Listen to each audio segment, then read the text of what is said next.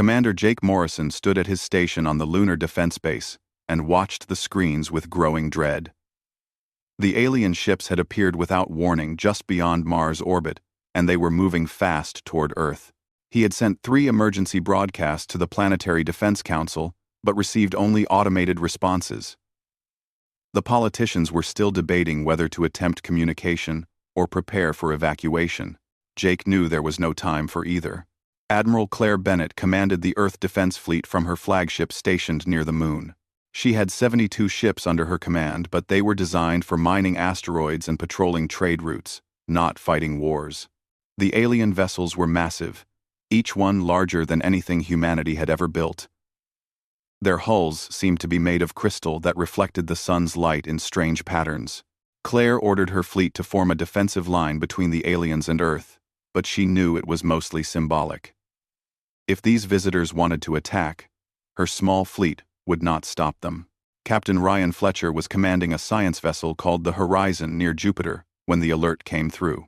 His crew included engineer Nicole Stevens and navigator Amy Carson, along with 15 other scientists and technicians.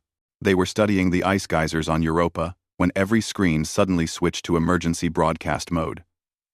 Ryan watched in disbelief as the alien fleet entered Earth's orbit. He immediately ordered his ship to change course toward home, but they were 8 hours away at maximum speed. 8 hours that would change everything. The Voran Empire had ruled the galaxy for 3,000 years. They had conquered 10,000 worlds and enslaved hundreds of species. When their scout ships discovered Earth with its primitive technology and divided nations, the Voran Command Council saw only another resource to exploit. The humans had not yet developed faster than light travel. They had no energy shields. Their weapons were chemical rockets and nuclear warheads that would barely scratch Voran crystalline armor. The Council decided that Earth would be made an example. Resist the Vorans and face extinction. The attack began at 1400 hours Earth Standard Time. The Voran ships positioned themselves in a grid pattern around the planet and activated their planet cracker weapons. These devices could split tectonic plates and boil oceans by focusing gravity waves into the planet's core. The Pacific Ocean began to steam and then explode upward in massive columns of superheated water. Earthquakes measuring above 10 on the Richter scale rippled across every continent simultaneously. Mountains crumbled and cities fell as the ground itself turned liquid. Jake Morrison watched from the Moon as his home planet died. He could see the atmosphere turning red from the volcanic ash and dust. Lightning storms visible from space circled the globe. His communication panel lit up with thousands of distress signals, but they were cutting off one by one as the destruction spread. He tried to reach his sister in Australia and his parents in Canada, but the networks were already down. Within 30 minutes, all signals from Earth went silent. Claire Bennett ordered her fleet to attack even though she knew it was hopeless. Her ships fired everything they had at the nearest Voran vessel. Nuclear missiles detonated against the crystalline hull and did nothing. Kinetic rounds bounced off without leaving a mark. Then the Voran ship turned its attention to the human fleet. A single beam of purple energy swept across the defensive line, and 12 ships simply ceased to exist. They did not explode or burn. They were there one moment and gone the next. Disintegrated at the atomic level. Claire ordered the remaining ships to scatter, but 30 more were destroyed before they could move. The survivors fled toward the Moon and the asteroid belt. Ryan Fletcher stood frozen in the Horizon's command center as he watched the live satellite feeds. Earth was disappearing beneath a cloud of ash and smoke. The readings showed surface temperatures rising past 300 degrees. The atmosphere was being stripped away by the violence of the tectonic collapse. His wife had been visiting her family in Brazil. His son was at university in England. Nicole Stevens stood beside him with tears streaming down her face. Her entire family had been on Earth. Amy Carson was on her knees, her hands covering her mouth to hold back screams. 6 hours after the attack began, Earth was dead. The surface had become a sea of molten rock. The atmosphere was toxic with sulfur and ash. Every city, every building, every forest and ocean was gone. 7 billion human beings had died in the worst catastrophe in history. Only the 3 billion people living in space colonies, on the Moon, Mars, the asteroid belt, and the outer moons, had survived. Humanity had been reduced from 10 billion souls to 3 billion in a single afternoon. The Voran fleet sent one message after they finished destroying Earth. It came through on all frequencies in perfect English. The voice was cold and mechanical. It said that the Voran Empire had judged humanity and found them unworthy. The remaining human colonies had 1 Earth month to surrender completely. They would provide all their resources, all their technology, and all their people as slaves to the Empire. If they refused, the Vorans would hunt down every last human in the galaxy and exterminate them. The message ended, and the Voran fleet departed as quickly as they had arrived. Jake Morrison sat in the command center of the lunar base and stared at the smoking ruins of Earth through the observation window. Around him, other survivors were crying or sitting in shocked silence. Someone was praying in a corner. A young lieutenant was vomiting into a waste bin. Jake felt numb. His mind could not process what had happened. Yesterday, humanity had been a growing civilization reaching for the stars. Today, they were refugees, and their home was a graveyard. He looked at the communication panel where the Voran surrender ultimatum was still displayed on the screen. 1 month to give up everything or die. Jake felt something cold and hard forming in his chest. It was not despair. It was rage. The Emergency Colonial Congress met in the underground cities of Mars 3 days after Earth died. Representatives came from every surviving human settlement, including the lunar bases, the asteroid mining stations, and the research outposts on the moons of Jupiter and Saturn. The meeting hall was packed with nearly 200 people, all exhausted and grieving. Many had lost everyone they loved on Earth. They were the leaders of what remained of humanity, and they faced an impossible choice. General Daniel Cross stood at the podium and looked out at the assembled survivors.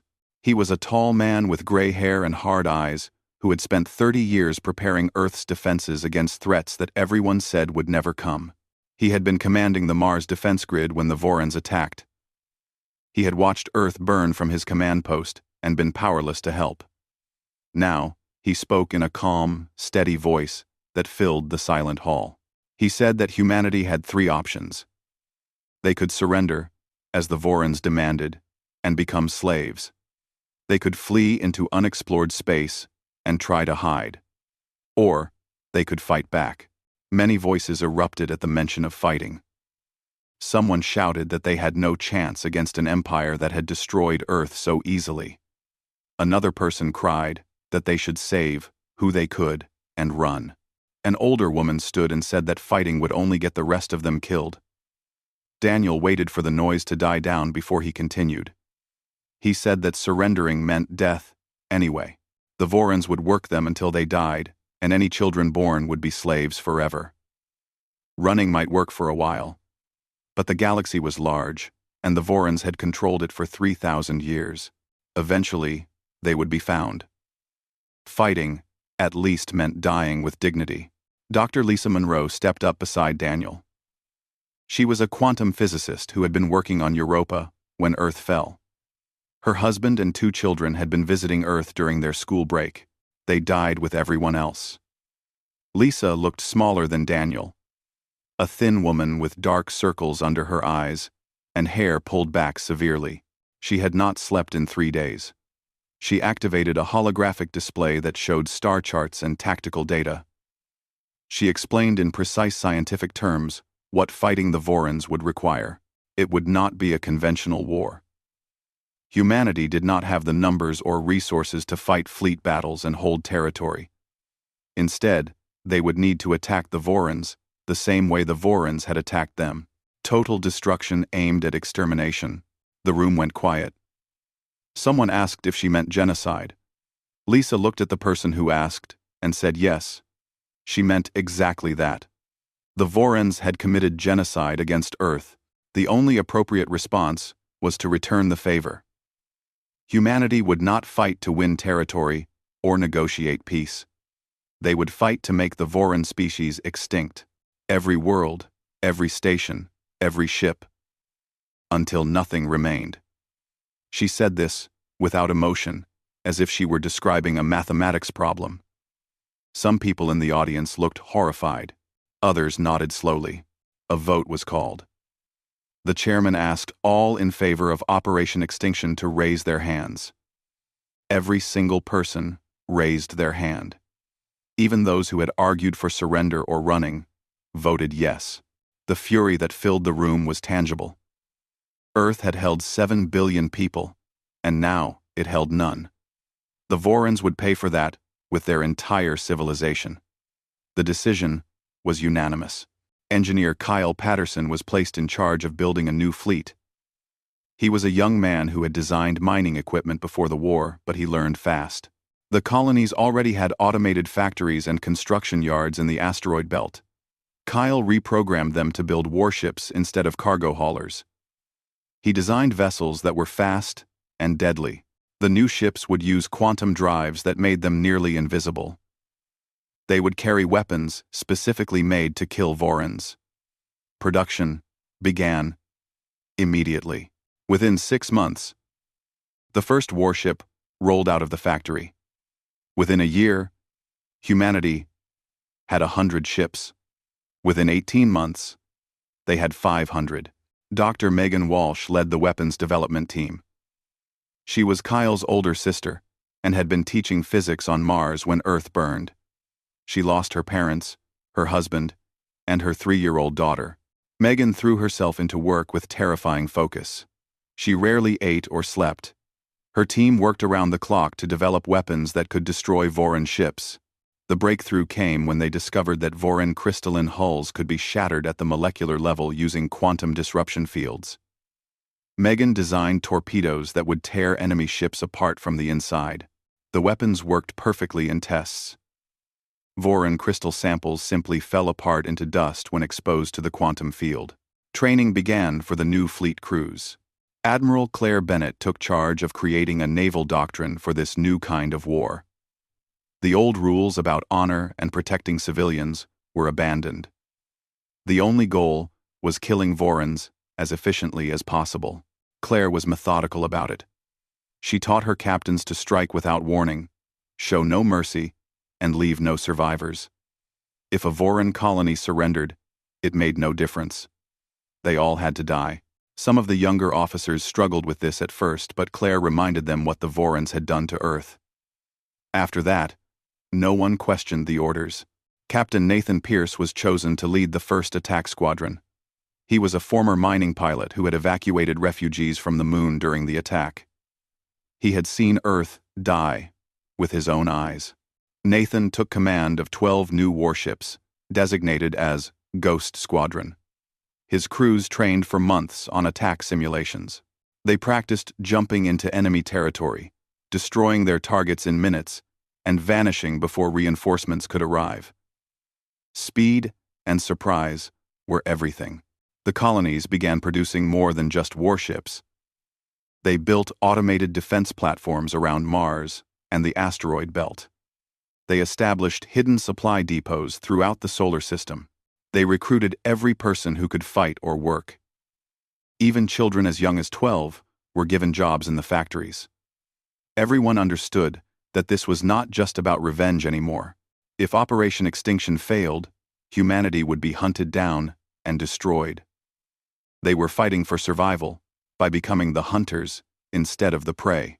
18 months after Earth died, Ghost Squadron was ready. Nathan Pierce stood on the bridge of his flagship and looked at his crew. They were all volunteers. They all had families who died on Earth. His weapons officer was Lieutenant Emma Gray, whose parents and brother had been in New York. His navigator was a quiet man named Alex Moore, who never talked about what he lost.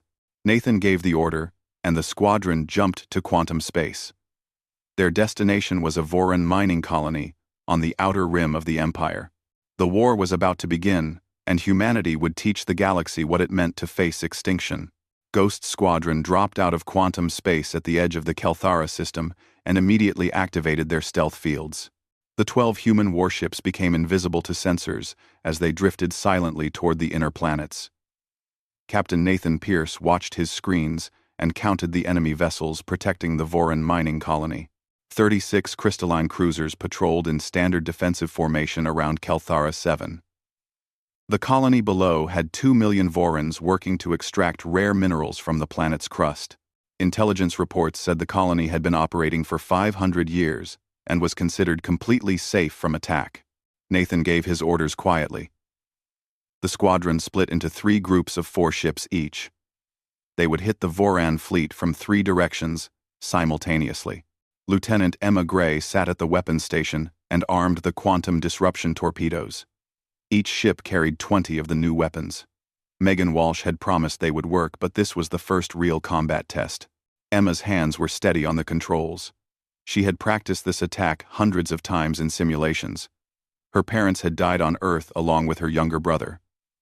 This was for them. The attack began at exactly 0400 hours. Ghost Squadron opened fire from 3 directions at once. 70 quantum torpedoes crossed the distance to the Voran fleet in seconds. The enemy ships had no warning.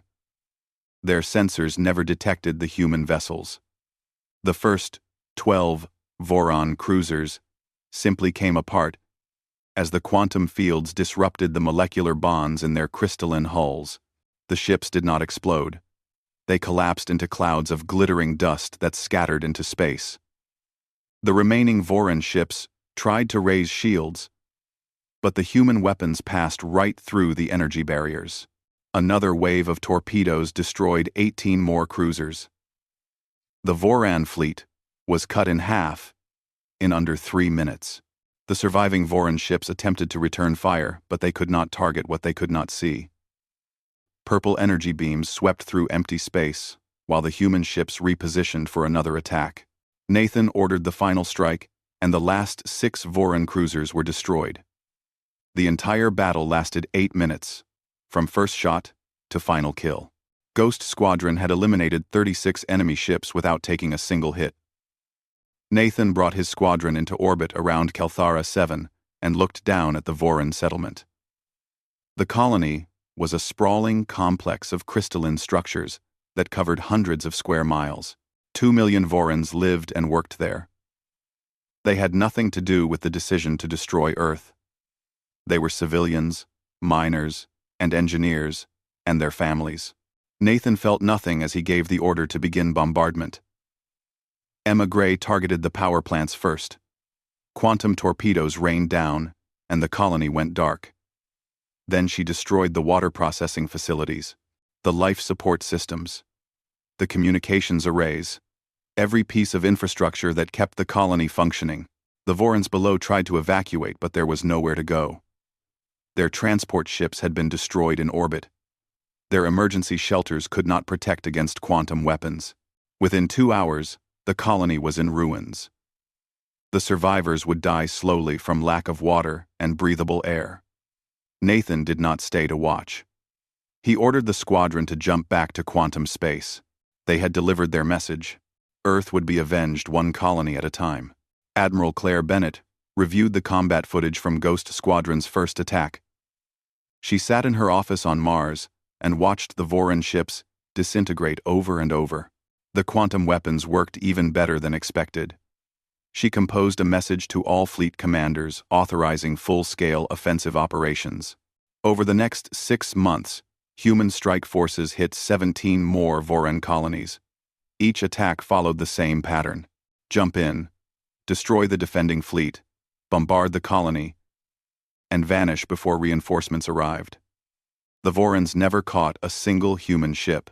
The Voran Empire was confused at first. They had ruled the galaxy so long that they forgot what resistance looked like.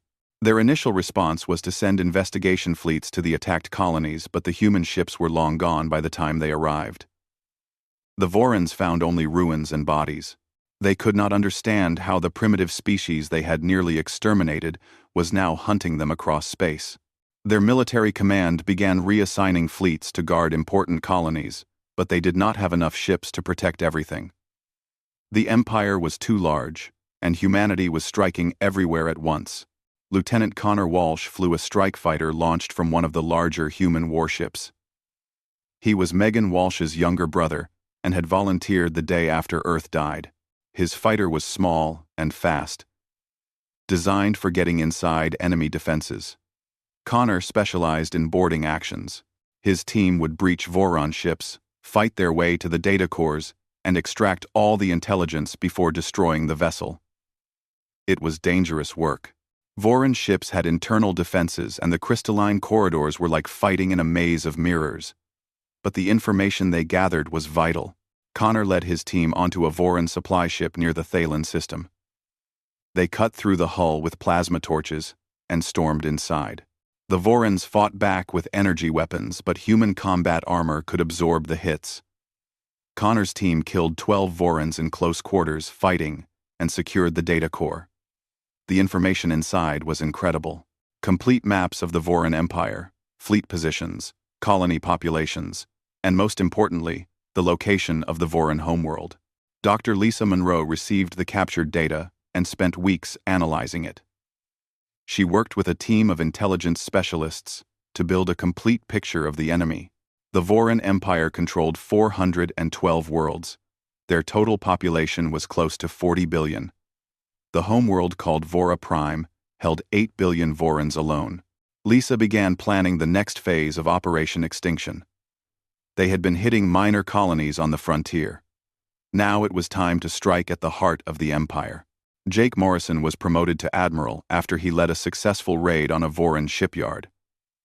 He stood before the War Council and presented the plan that he and Lisa had developed. They would launch simultaneous attacks across the Empire's core territories. 20 attack fleets striking at 20 different worlds all at once. The goal was to overwhelm Voron defenses and destroy their ability to coordinate a response. It was a massive operation that would commit almost every human warship. If it failed, humanity would be exposed and vulnerable. But if it worked, the Voron Empire would be shattered beyond repair. General Daniel Cross listened to the plan and nodded slowly. It was risky, but the time for caution had passed. The Vorons were already reorganizing their defenses. If humanity waited too long, the element of surprise would be lost. He called for a vote, and the council approved the operation unanimously. The date was set for 3 months later. Every human colony began preparing for the largest military operation in history. The target list included military installations, industrial centers, and one very special target that Captain Ryan Fletcher volunteered to attack personally. Vora Prime. The Voron homeworld, where it all began. Operation Decapitation began at dawn across 20 different star systems. Human attack fleets emerged from quantum space simultaneously and caught the Vorons completely unprepared. Admiral Jake Morrison commanded the overall operation from his flagship near Mars and watched the tactical displays as reports flooded in. Blue markers representing human ships appeared across the holographic map. Red markers showing Voron defenders began winking out as battles were fought light years away. The plan was working exactly as designed. Captain Ryan Fletcher stood on the bridge of the assault carrier Liberty and looked at the massive planet filling the view screen.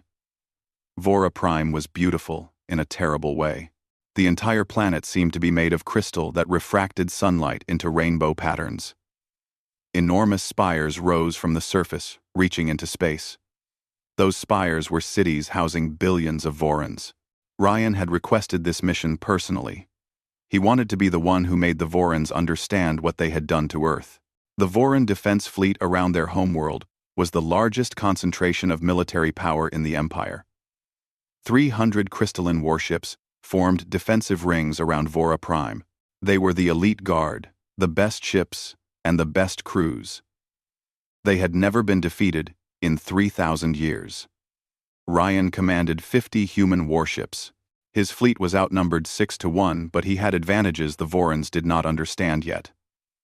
Lieutenant Amy Carson sat at the navigation station and prepared the quantum mine deployment. Engineer Nicole Stevens monitored the ship's power systems. Everyone on the bridge had lost someone on Earth. They were here for revenge. The Liberty and its fleet dropped out of quantum space at maximum weapons range. The Voran defenders immediately moved to intercept. But Ryan had anticipated this. He ordered the deployment of quantum disruption mines across a massive area of space. Thousands of small devices materialized and activated. They created overlapping fields that destabilized crystalline molecular structures. The Voran ships advancing into the minefield began coming apart. Their hulls fractured and collapsed. Entire warships simply disintegrated as their crystalline structure failed. The Vorans tried to back away, but the minefield was spreading. Within an hour, 100 Voran ships were destroyed without the human fleet firing a single shot. The remaining Voran defenders changed tactics.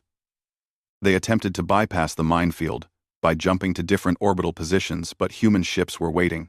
Ryan had positioned his fleet in a layered defense that forced the Vorans to fight on human terms. Every time a Voran ship tried to maneuver, it ran into another group of human vessels. Quantum torpedoes tore through the crystalline hulls. Energy beams from the human ships carved through Voran shields. The battle turned into a massacre. The Voran defenders were brave, but they were fighting a type of warfare they had never encountered. Their weapons and tactics had worked for 3,000 years. They did not work against humans who had studied Voran technology and designed specific counters for every defense. The orbital battle lasted 6 hours. When it ended, the entire Voran defense fleet was gone. 300 warships reduced to glittering debris that orbited Vora Prime like a ring of broken glass. Ryan looked at his own casualty reports. 5 human ships destroyed and 12 damaged. Acceptable losses for what they had achieved. He gave the order that he had been waiting 2 years to give. Begin planetary bombardment. The Liberty and the surviving human ships moved into position above Vora Prime. Emma Gray had transferred to Ryan's ship for this operation. She sat at the weapons station and targeted the crystalline spires below. The quantum torpedoes launched in waves. Each impact shattered a spire and killed thousands of Vorans instantly. The cities were not designed to withstand attack. They had stood for millennia in peace. Now they fell in hours. Ryan watched as spire after spire collapsed, taking entire districts down with them. The destruction was beautiful and terrible. Millions of Vorans died with each strike. Nicole Stevens monitored the bombardment and calculated how long it would take to destroy every major population center. She estimated 12 hours at their current rate of fire. Ryan told her to speed it up. They deployed more ships to the bombardment and increased the firing rate. The quantum torpedoes fell like rain. The crystalline surface of Vora Prime began to crack and split. Atmosphere vented into space from the ruptures. The planet that had been the center of an empire for 3,000 years was dying the same way Earth had died. Dr. Lisa Monroe had provided Ryan with something special for this mission. Biological weapons engineered specifically to kill Vorans while leaving infrastructure intact. After the bombardment reduced most of the cities to rubble, Ryan deployed the biological agents. They spread through the remaining atmosphere and infected every Voran who had survived the initial attack. The disease was fast and lethal. Within days, the rest of the population was dead. Vora Prime became a tomb world. 8 billion Vorans died, matching the death toll of Earth almost exactly. News of Vora Prime's fall spread through the Empire within hours. The Voran colonies panicked. If the humans could destroy the homeworld, nowhere was safe. Colonial governors began declaring independence from the Empire. Some tried to negotiate peace with humanity. Admiral Claire Bennett received dozens of surrender offers. She rejected them all. The part, Evermain. Ever. Operation Extinction had one goal, and that goal had not changed. Every Voran everywhere had to die. Lieutenant Connor Walsh participated in the attack on a major Voran industrial world called Theros. His strike team boarded enemy stations and eliminated the workers inside.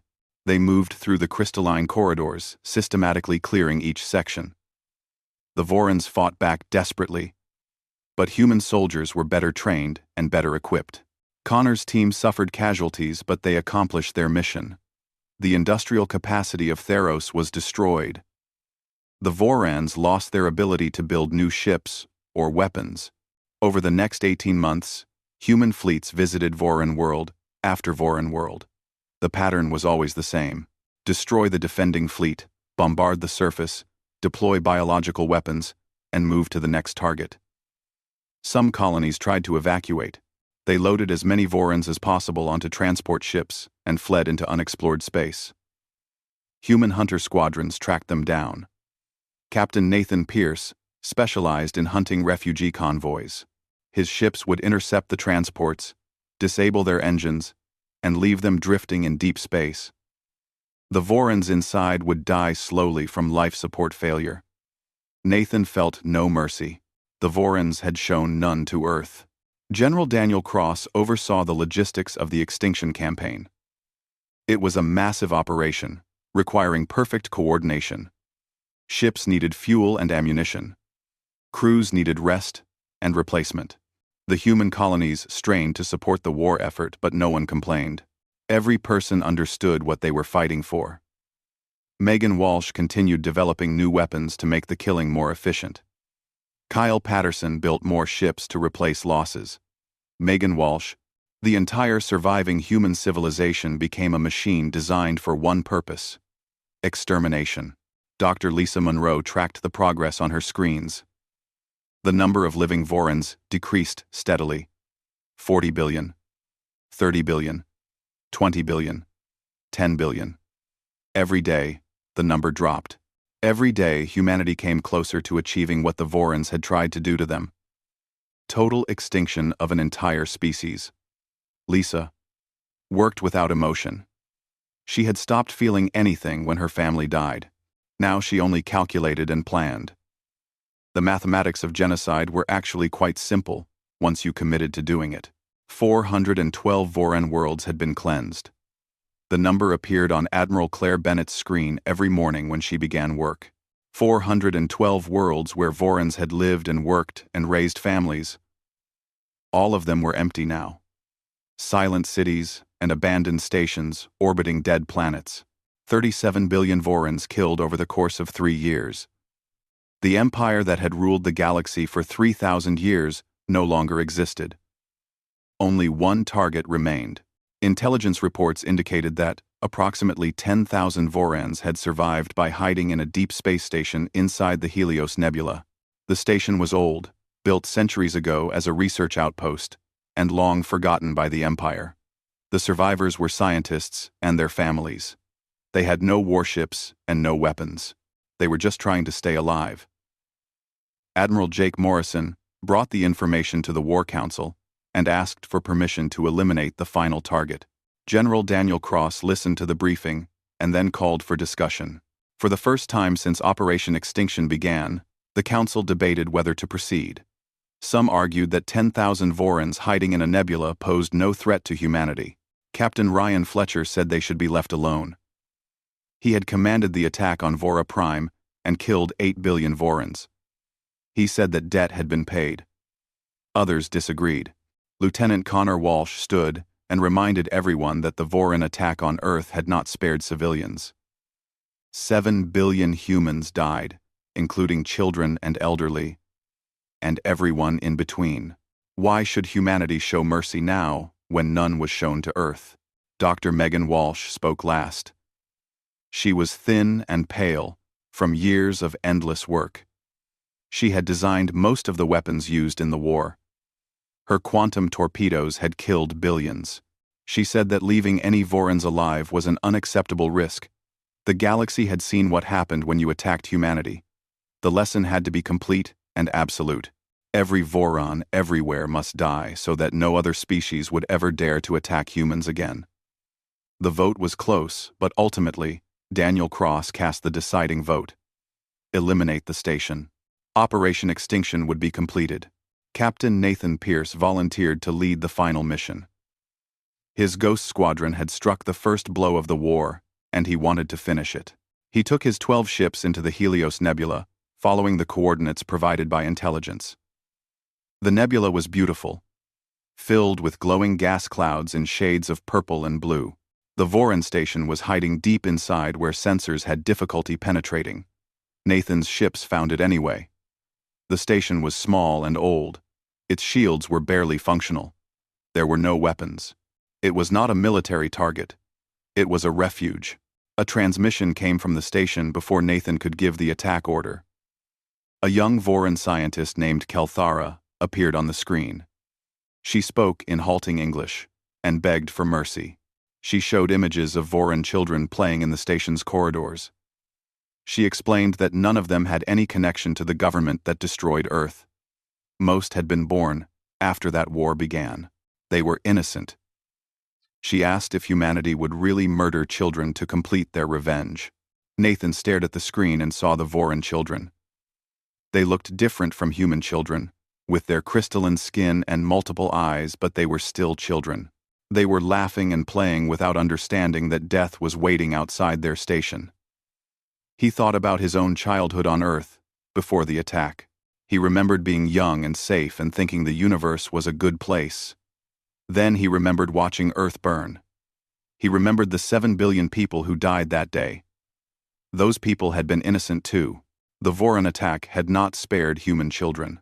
Nathan forwarded the transmission to Admiral Jake Morrison and waited for orders. Jake watched the video of Voran children and felt something break inside him. He was tired. They were all tired. 3 years of killing had turned them into something dark. But he also remembered Earth. He remembered the screams that came through the communication channels before they went silent. He remembered that humanity had not chosen this war. The Vorans had started it. Humanity was just finishing it. The order came back within an hour. Proceed with the mission. Nathan gave the command, and his weapons officer targeted the station. Quantum torpedoes crossed the distance in seconds. The old station's shields failed immediately. The hull ruptured, and atmosphere vented into space. Emergency bulkheads sealed automatically, but it did not matter. The torpedoes had done their work. The station was breaking apart. Nathan watched as the structure came apart in slow motion. Debris scattered into the nebula. There were no escape pods. No survivors. The last 10,000 Vorans in the galaxy were dead. Admiral Claire Bennett stood before the assembled human colonies and announced that Operation Extinction was complete. The Voran species no longer existed. Every world, every station, every ship had been found and destroyed. Humanity had answered genocide with extinction. The response was not celebration. People were quiet. They had won, but it did not feel like victory. It felt like the end of something that could never be recovered. Memorial stations were built in orbit around the ruins of Earth. 7 billion names were carved into crystal panels, salvaged from destroyed Voran ships. It took years to complete. Each name represented a person who had lived and loved and died when the Vorans attacked. Claire gave a speech at the dedication ceremony. She spoke about the price of survival and the darkness that humanity had embraced. She said that the galaxy now feared humans, and that fear was both protection and prison.